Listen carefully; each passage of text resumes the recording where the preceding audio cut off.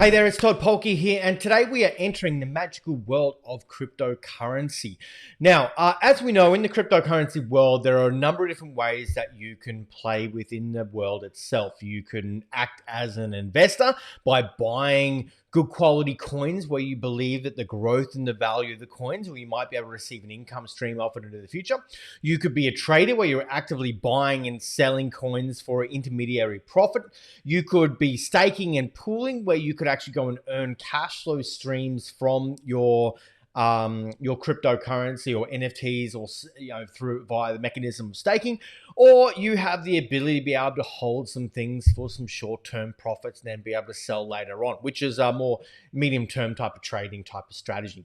Now, one of the big mistakes that I see a lot of investors make in the world of cryptocurrency is that they wind up buying on a hope and buying on a prayer. They hear about the latest coin that they may want to get involved in. Their brother's, uncle's, friend's dog told them that it's absolutely going to the moon and Lambos for everybody and all that type of stuff. And they rush in and they buy it purely based on an odd tip from someone, or they get caught up in either the hype or the despair of the market.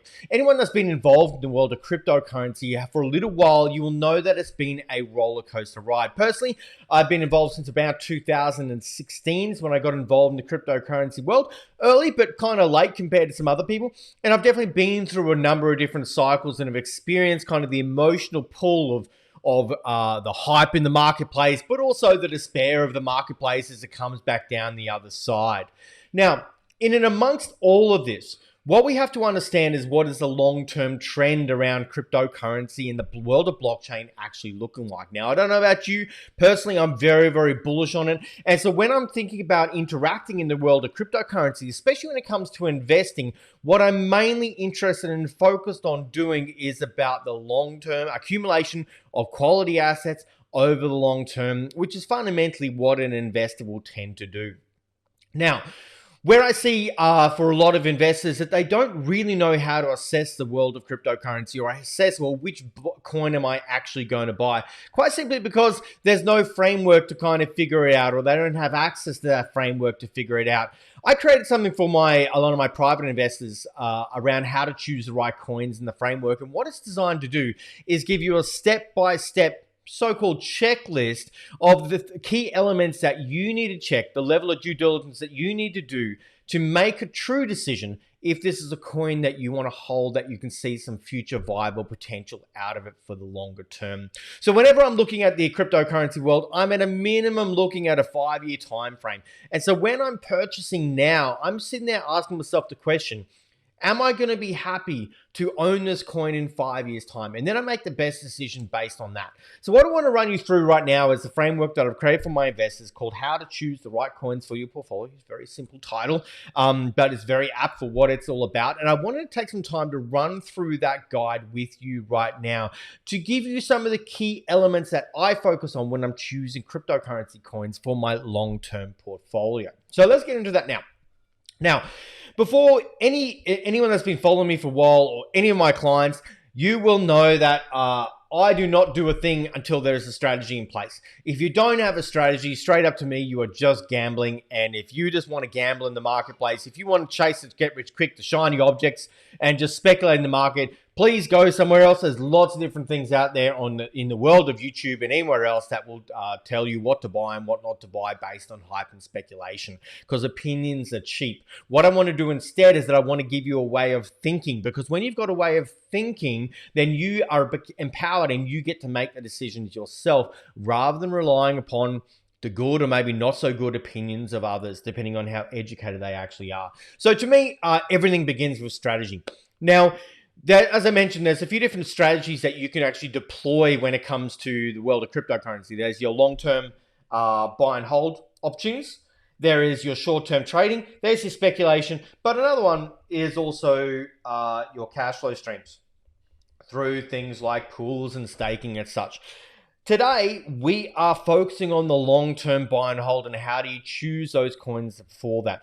Now, what we're looking for is the coins that outperform. Okay, so we want to find some coins that have a unique value proposition and a solid team behind it, right, that we are happy to own in our portfolio and that we are riding for a future growth position. Now, of course, there's never any guarantees in investing. Anyone that says there is a liar, and they probably lie about other things as well. But we want to put our best foot forward in choosing those right coins for us, because you know what? Straight out, there's a lot of dog shit in the world of cryptocurrency. You know, you can go down Coin Market Cap and scroll down thousands upon thousands of coins and get to the bottom and see these absolute nonsense coins that someone decided to either start as a joke or decided to start as a scam or to cash in on the hype in the marketplace. And we want to avoid those. We want to stick with the coins that actually have a future behind it. So one of the first questions I'm always asking is all about relevancy. Is the coin actually relevant?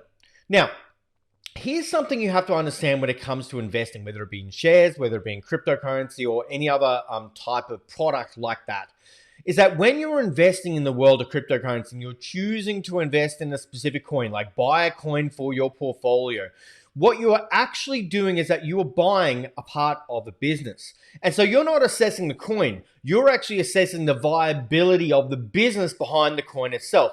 The coin is just itself, or the token is just representation of that business itself. And it's no different in the world of shares, where you're buying a share on the share market, or you know, private shares behind a privately listed company, for example.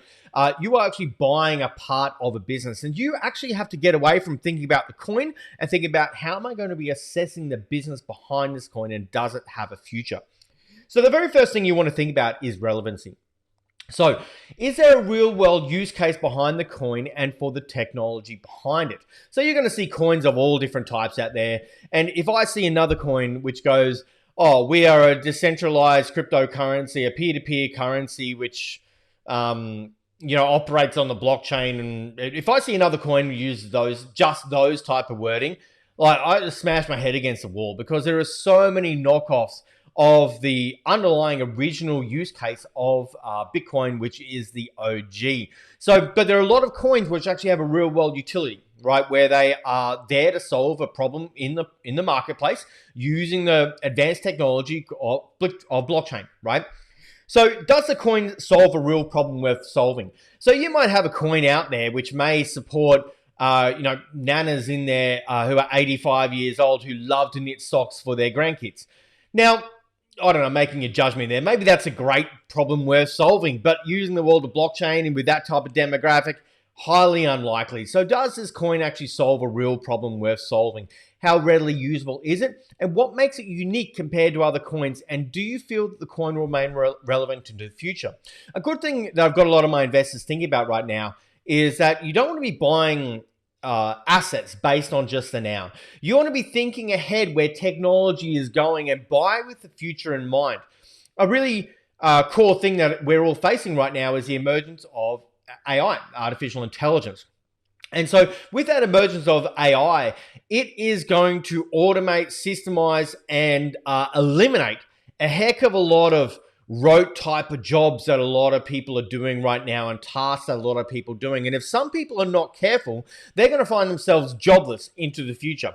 So you want to be asking yourself the question, hang on, are other technologies out there going to be, that are existing right now, that are developing right now, going to make this obsolete?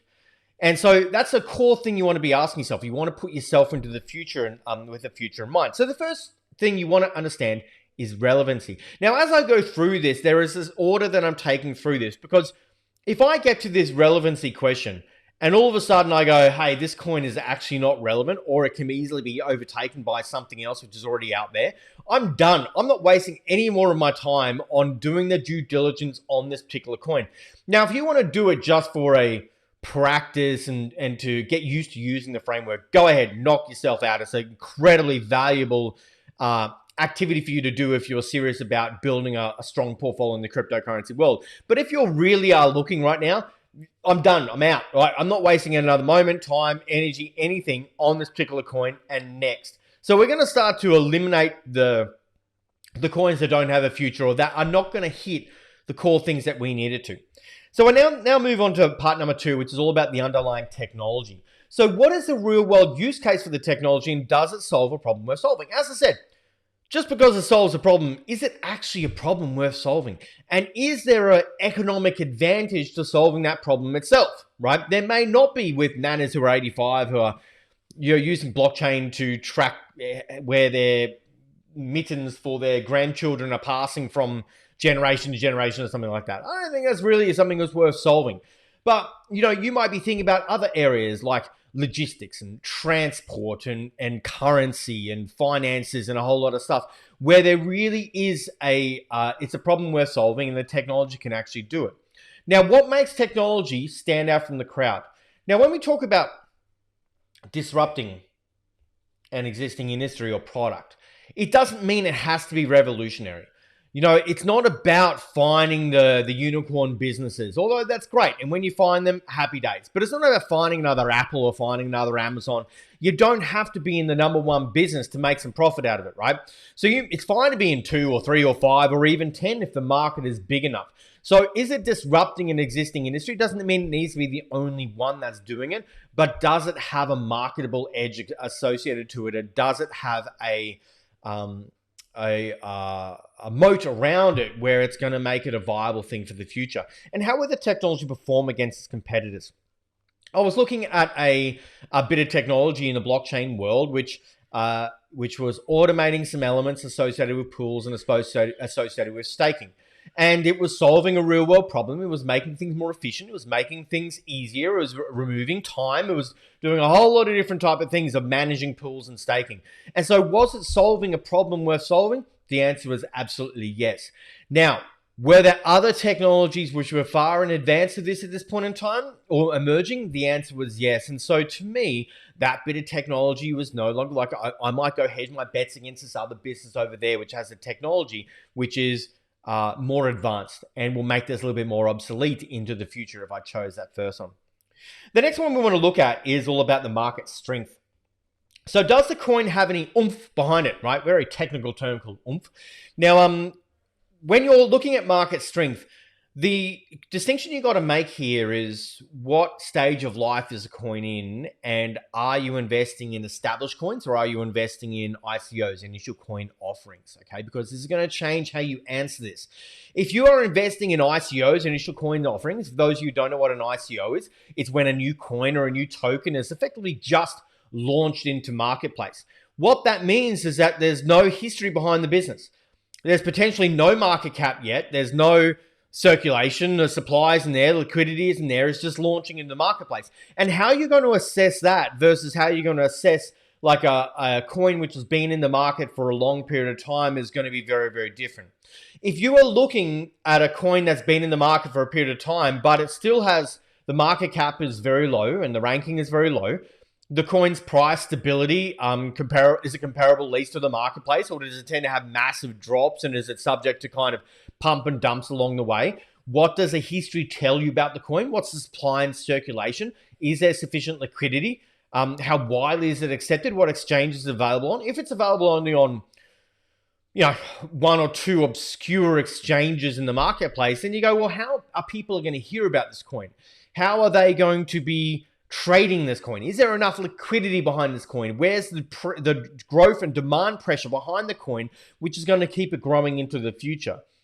Credibility. Does the coin and team have a solid reputation? I'm going to talk more about team later. That's a big one for me. And have any major investors or notable figures or companies invest in the coin itself?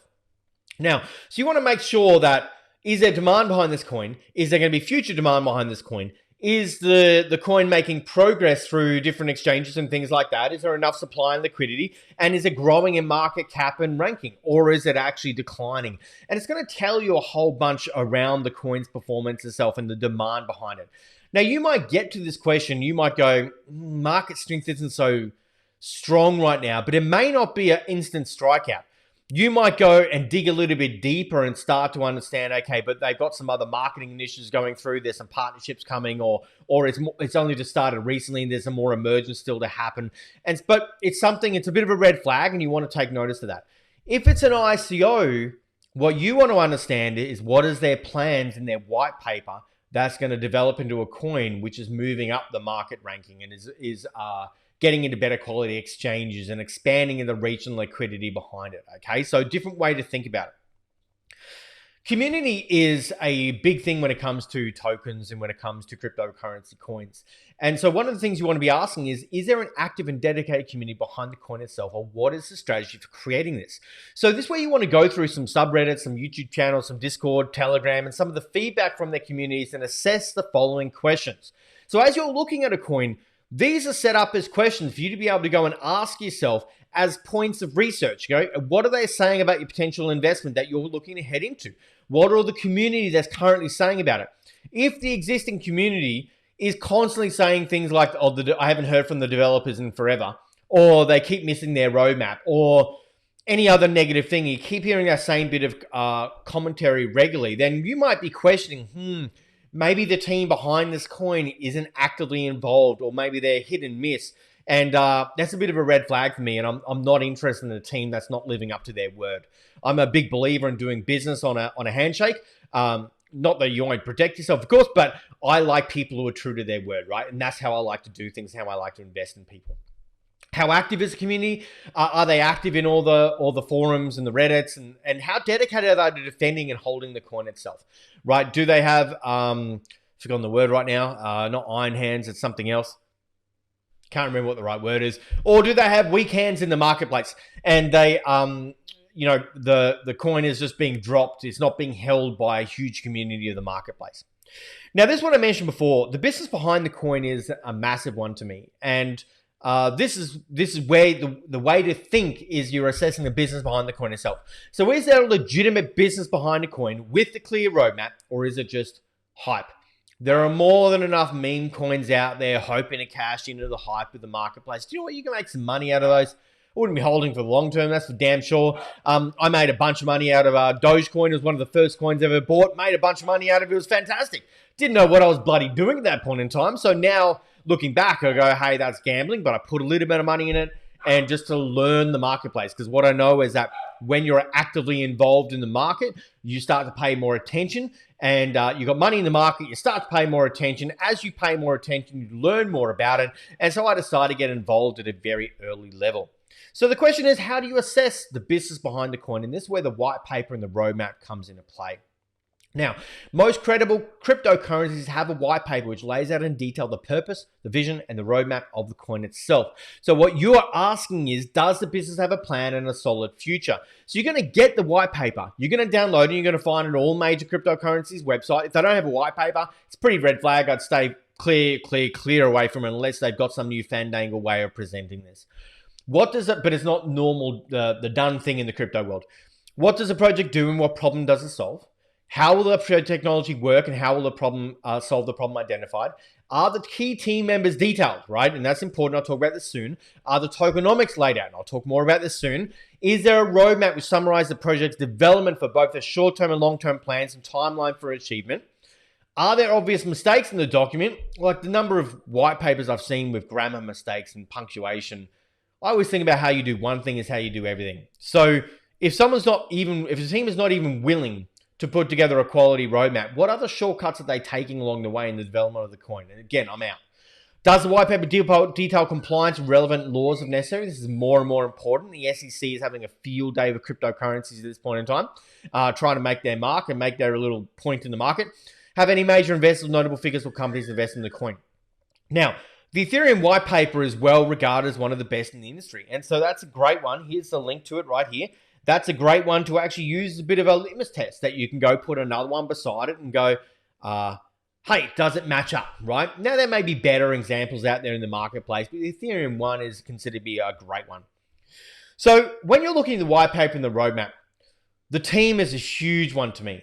I'm a massive believer in investing in teams when it comes to business, whether in blockchain businesses or in physical businesses. I invest in lots of different types of businesses. And team is a big one for me. I'm a massive believer in investing in founders and absolutely love it, right? I love hitching my bandwagon to incredible founders who are dedicated, who are competent, who are committed beyond words. And no ego is another big one in the mix as well. And I love hitching my bandwagon to great founders and backing them to the hilt. So here are a few things to analyze. Who are the founders, employees, and advisors? What skills and experience do they bring to the table? Now, if someone's looking at launch a coin in handling a financial aspect of the marketplace, yet they have no background in finance, and yet they were just a school teacher teaching English, I'd be sitting there going, yeah, maybe you don't have the skills and experience to bring to the table unless they're an incredible CEO and employ incredible talent. Is their expertise credible and relevant, and can you trust it? Do they have a vision that they're committed to? Can you verify who the team actually is? Are they real? It seems silly to even ask that question, but the number of ones that you can look at where you do a bit of research on the team and you find that all they have is some stupid meme picture as their thing. They don't have any links to any social media. They don't have any online presence in any way, shape, or form. You can pretty well almost think that it's going to be a scam, right? That's what I consider when it is to be. But, some have kind of learnt a few tricks and they've gone, you know what, we're going to set up LinkedIn profiles for all of our people. And you go look at LinkedIn profiles and you sit there and go, oh my goodness, there's no way this is real. Like, you can tell really easily. And maybe my bullshit radar is up really high. Been in the world for a while now in terms of the crypto world. And I've seen a lot of dog shit out there, as I said. So I'm very skeptical when I look at this team. They've got to be real. They've got to be active. They've got to be online. They've got to be committed. They've got to be reachable. If not, I'm out. Do they have a proven track record of success? Has the advisory panel and business owners been involved in other coins prior? Okay, some core things to be able to ask. The next one is all about tokenomics. Now, tokenomics is how the cryptocurrencies will work in the overall ecosystem, how the tokens will be distributed and used, as well as the quality of tokens, the factors that may affect their value. This is where we look at things like the token utility. The more clearly defined a token utility is, the more valuable it may become. Coins need adopters, and those who stay for the long term are there because of the use case it brings. So utility is all about the use case, right? What is the use case it brings to the marketplace? Next is all about token supply. Is there a limited or endless supply of tokens? Tokens with the finite supply are scarce, which eventually lead to price growth. Meanwhile, tokens with unlimited supply may lose value. Obviously, that is not the only indicator for growth. You would have gone through 1,000 of other questions in the meantime, which I've laid out here for you. But if you get to a point of going where the developers can just keep printing more and more coins, well, hey, that reminds me of something. Let me think about what it is. Oh, that's right. It's a fiat currency system, right? Where the government and the reserve banks and such can just keep printing money to their heart's content, and the debt ceilings just go up. No problems. We'll just print some more money, and the people who get impacted, you and me, the users of the currency supply itself. This is why they talk about Bitcoin. Only 21 million Bitcoins are ever going to be printed, right? Now, that some people suggest, well, that may or may not lend itself to the actual peer-to-peer currency, which will be the place, more than it might be a store of value, although you can split up a Bitcoin into something called Satoshis, which are the microdecimal points of a Bitcoin. So you can kind of send small amounts and things like that. But there's a cost to all of that. So, will Bitcoin be the actual currency? I don't personally think it will be. I think it will be the store of value. That's where it tends to lend itself and is at this point in time. Now, but if there is a coin which can just keep printing money, look, I'm not massively interested in that unless there's a fundamental reason for it. Token allocation. What is the percentage of tokens allocated to the founders? Are they just raping and pillaging? Versus using the business itself. Understanding this will give you an insight to how committed the founders are to long-term vision seeing the project. How are they allocating the tokens for the growth of the business and the reward of the community, right? Important thing to be able to ask. And finally in this is the token listings. Which exchanges are listing the token? What are their trading volumes? The larger and thus more liquid the trading platforms are easy to buy and sell tokens without huge price differences. When a coin first launches, if they don't have a strategy to go from, often they start in, third tier or fourth tier type of exchanges, and they list on a few, and then once they list on a few, then they access the second tier and might access the first tier, right? There's a strategy behind doing that, and good founders know how to play the game when it comes to that strategy. And so if you're looking at ICOs, you want to know what's their plan for getting on the mainstream exchanges where the volume and the audience is. And that's important. Or if it's an established coin, you want to go, well, where is it being listed at this point in time? And is there enough trading volume behind that to make it actually viable, but also competitive in the marketplace? Because there's so many out there. Finally, we look at risks and then when to buy, right? Anyone who doesn't talk about risk when it comes to choosing an investment, stay right clear. There's always risk in every investment you go into, no matter what, okay? And so whenever we are investing, we are taking educated risks in the marketplace. So what are the obvious and potential not so obvious potentially not so obvious risks behind the coin in business. What are the risks associated with a particular coin itself? What other coins or other services are its competitors? Is this coin subject to pump and dumps? And a pump and dump, if you don't know, that communities will get behind a coin, they'll drive at the price, get a lot of hype behind it, and so the amateurs will jump in and drive up the price even further, and then they just start dumping it hard and then make big profits along the way. It's not a healthy type of coin to be involved in. Is there a compliance risk with the type of coin now or in the future? And have they demonstrated to discuss compliance, especially in the finance world? If there's any coin even touching on finance, if they're not talking compliance in a big way, again, I'm not interested. They're not thinking ahead. They're not protecting themselves. They're not protecting the business. They're not protecting us as the owners of the tokens itself. Can you verify the information and promises made, e.g. the team, the smart contracts? Do they have the audits done, like the CertiK audits and things like that, done by the companies that actually do the smart contract auditing, right? And then finally, when is a good time to buy? So when would be a good time to buy or not buy this coin? Now, when we are thinking about, so the question to ask is that what price might be considered a reasonable entry price? Where is there strong support and strong resistance? If you know anything about trading and charting, is there any emotion being played out in this coin right now? Are there any legal regulatory hurdles it may face? Is the security coin a utility coin, for example? Now, the relevance of this question is going to change depending on if you're investing or if you're trading. If you're trading, when to buy the coin is everything, because your whole game is just getting in and out and creating let me get the camera in the right place, and creating a profit difference between when you're getting in and getting out. And so when to buy the coin is absolutely everything. Now, you might be trading on the short term, where you might be trading an hourly or daily, for example. You might be trading over a 1 or 2 to 3 months, for example, a short term. But if you are holding the coin for the long term, I don't get as caught up in this. The question I always ask myself is, in 5 years' time, would I be happy buying this coin, knowing what I now know, buying this coin at today's price? And if that's the case, cool. I'm in. I don't have the time or desire or brain space to be monitoring the market every single day. I've got other things to do in my life.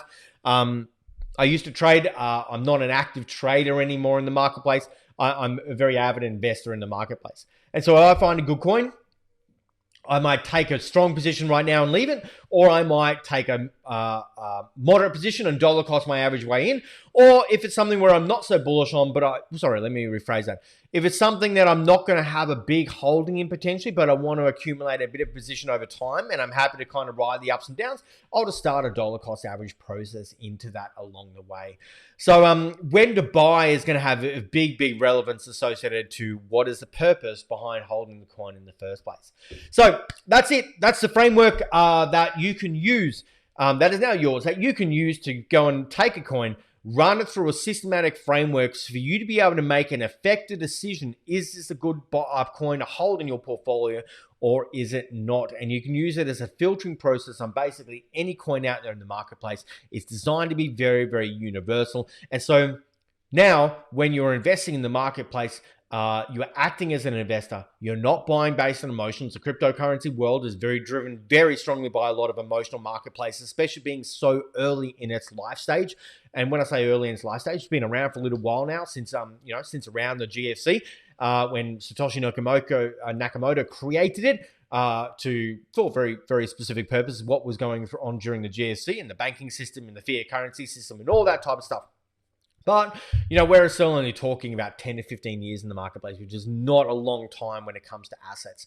The market is maturing in a big way now, and it's going to continue to mature, but we've only just started that in the big scheme of things. And so you have to understand that there's a lot of emotion in the marketplace, and investors don't buy based on emotion. Okay, you can trade based on emotion. We do not buy based on emotion. Because that's gambling to me. We make decisions based on facts, figures, and due diligence. Hope that's been really useful. Love to hear in the comments what you took out of that and your key takeaways from that, how to choose the right coins for your cryptocurrency portfolio framework. All right, thanks very much.